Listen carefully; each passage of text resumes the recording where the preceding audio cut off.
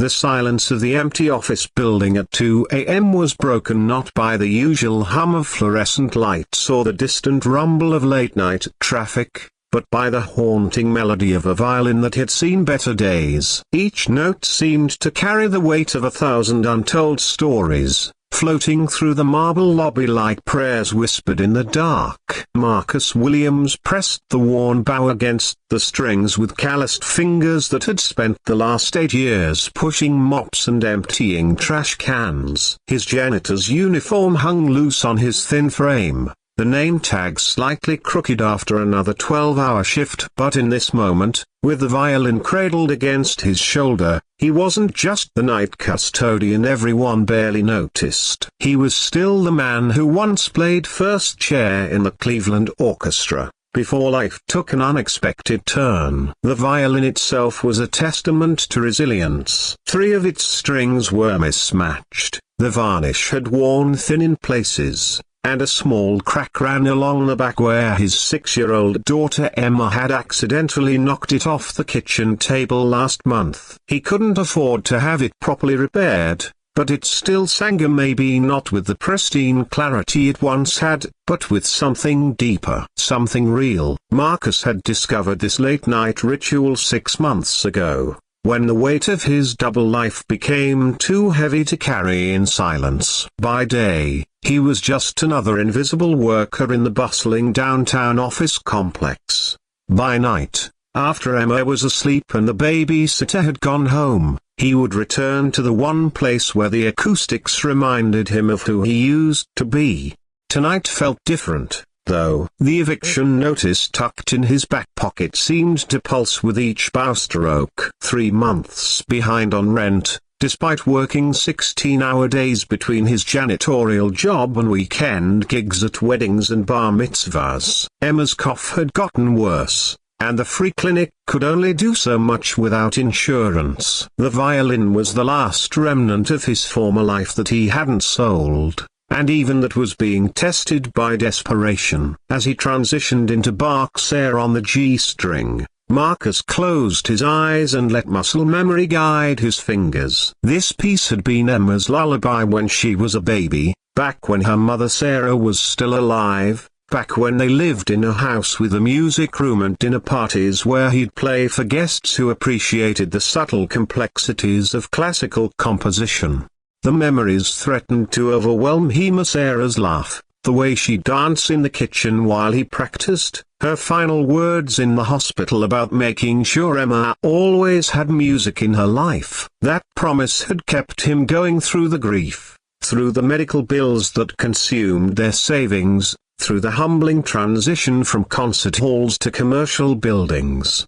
He was so lost in the music that he didn't notice the figure standing in the shadows near the entrance until a soft sob broke through his concentration. Marcus's brow froze mid-note as he spotted an elderly woman in an elegant coat, tears streaming down her weathered face. "Please," she whispered, raising a trembling hand. "Don't stop. It's been so long since I've heard music played with such pain and beauty." Marcus lowered his instrument, embarrassment flooding his cheeks. "Mom, I'm sorry. I didn't know anyone was here. I can leave your number." Her voice was firm despite the tears. "I'm Helena Rosenberg. I write for the Times. I was working late upstairs, and I heard." She struggled for words. "Where did you train?" The question hit Marcus like a physical blow. "Gilead," he said quietly. "Cleveland Orchestra. Second chair,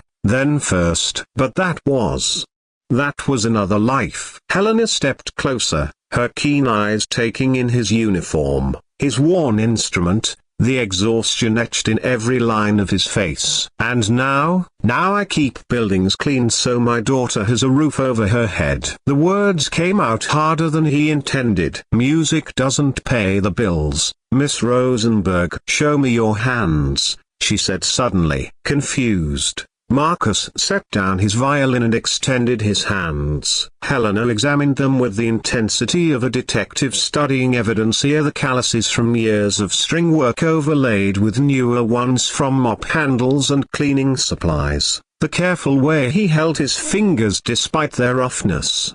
"These are the hands of someone who has never stopped being a musician," she said softly. "They've just learned to survive." Over the next hour, Marcus found himself telling this stranger his story: Sarah's death, the medical bills, Emma's asthma, the constant juggling act between providing and dreaming. Helena listened without judgment, occasionally asking gentle questions that drew out details he hadn't shared with anyone. "Play something else," she requested when he finished. "Play something for Emma." Marcus picked up his violin again, and this time he played a piece he'd written himself, a simple melody that captured the sound of his daughter's giggle, her wonder at butterflies in the park, her sleepy questions about why mommy had to go to heaven. It wasn't technically complex, but it was honest in a way that concert hall performances rarely allowed. When the last note faded, Helena was quiet for a long moment. "I want to write about you,"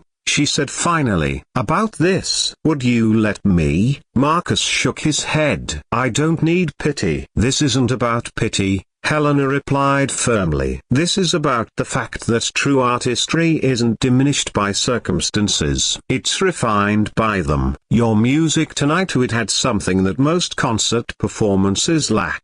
It had life." 3 weeks later, Helena's article appeared on the front page of the arts section. "The Midnight Symphony: How One Father's Love Created the Most Moving Concert of the Year." The piece described not just Marcus's playing, but the larger story of artists forced to abandon their callings, of the invisible people who clean our buildings and serve our coffee while carrying entire universes of talent within them. The response was immediate and overwhelming. The Cleveland Orchestra reached out, offering Marcus a position and health insurance. A local violin shop donated a professional instrument. Strangers sent money, offers of help, and most importantly, invitations to play. But perhaps the most meaningful response came from Emma herself, who woke up the morning the article was published to find her father crying over his laptop. "Daddy, why are you sad?"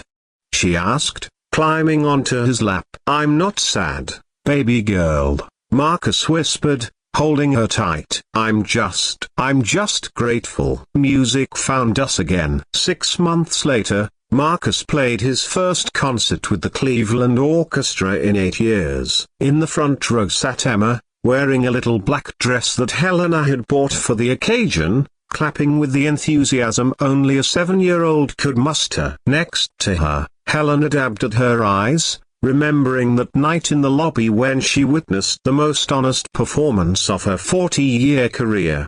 As Marcus drew his bow across the strings of his new violin, he thought about the old one, now retired but displayed proudly in their new apartment. It had taught him that sometimes things need to break a little to reveal their true beauty, that the most powerful music often comes from the spaces between the notes, so the silence is filled with hope, love, and the unshakable belief that no dream is ever truly lost, only waiting for the right moment to sing again. The standing ovation that night lasted 7 minutes, but Marcus was already thinking about tomorrow's lunch with Emma, about helping her with homework, about the ordinary magic of a life rebuilt one note at a time. In the end, that was the most beautiful music of all.